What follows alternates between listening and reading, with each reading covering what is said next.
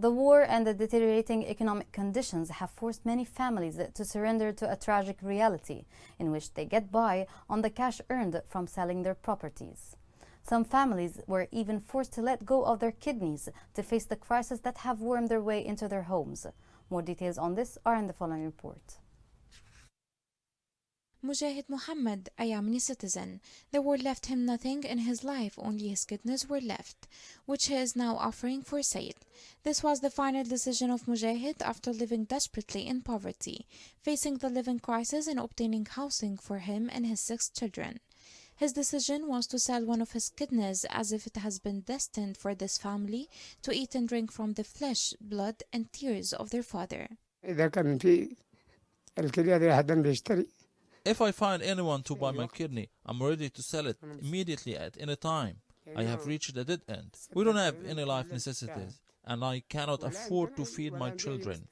We don't have rice, sugar or oil, nothing. My life turned into darkness and hell. I have no hope left. I don't have any family inside or outside Yemen. There is no one to help me through this time. The citizen Mujahid Muhammad took this house for rent after leaving his home in El Zanouj area to escape from the Houthi death shells.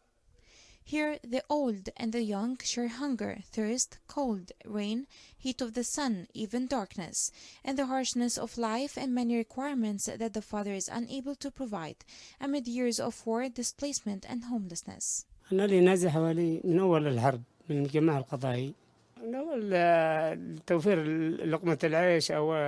have been displaced since the beginning of the war. I came here trying to afford food to my children and provide for my family. My girls are in high school and they cannot even pay transportation to their schools. They go to their schools early in the morning without having breakfast and come in the afternoon having nothing to eat.